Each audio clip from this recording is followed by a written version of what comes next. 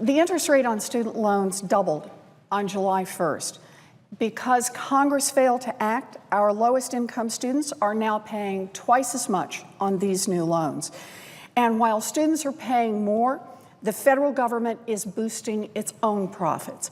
$51 billion in profits from the student loan programs in 2013 alone. This is just plain wrong. The government is making obscene profits on these loans, profits we can and should cut back on to help our kids who are struggling to pay for college. But Republicans have repeatedly blocked our efforts to get a short-term fix that would save students from higher interest rates. This week, the Senate will vote to fix this problem. The bill, the Keeping Student Loans Affordable Act, was introduced by Senators Jack Reed and Kay Hagan.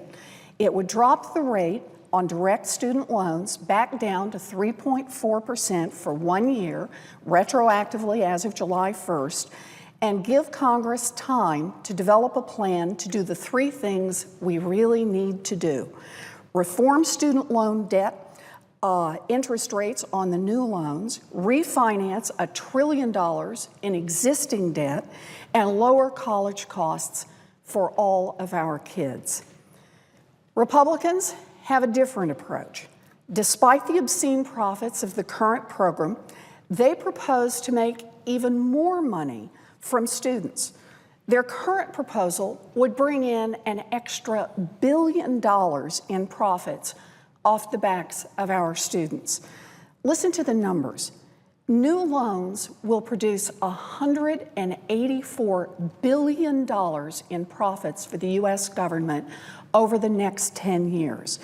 That includes the 6.8% interest on direct loans, all the borrowing costs, all the administrative costs, and all the bad debt losses for the program. Let me say that again. The new student loans, including the direct loans at 6.8%, will make $184 billion in profits from the government over the next 10 years. And the Republican solution is to increase those profits for the U.S. government. In other words, their solution to the rising interest rate problem is to make the students pay even more. Some of my colleagues are telling students that the plan they have is a great deal, but their argument is the same argument that was used by the slick operators who sold teaser rate mortgages and the ones who sold zero interest rate credit cards. Sure, the first couple of years will be cheaper, but they don't want anyone to look at what happens after that. Fortunately, our students are smarter than that. They read the fine print.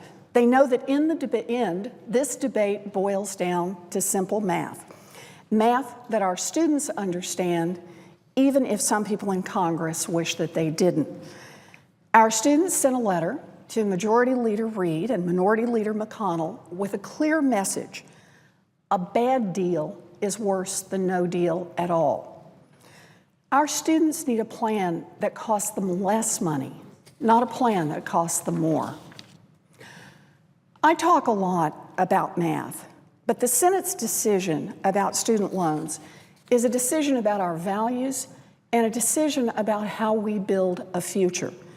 Investing in our students will allow them to get good jobs and give them a shot to make it in America.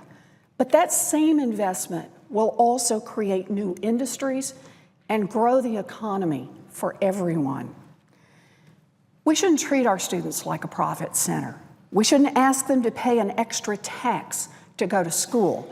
And we shouldn't try to trick them by shuffling numbers around, hitting them with teaser rates, and declaring that a problem is solved, while the students just keep paying more and more.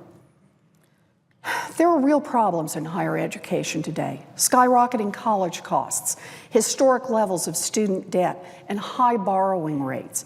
It's going to take time to develop a solution that really works. And there's no magic math that will make student loan profits disappear or make college tuition shrink without some sacrifice. But right now, Students are the only ones who are sacrificing. They are giving up the dream of owning a home or being able to retire just so they can keep paying for college.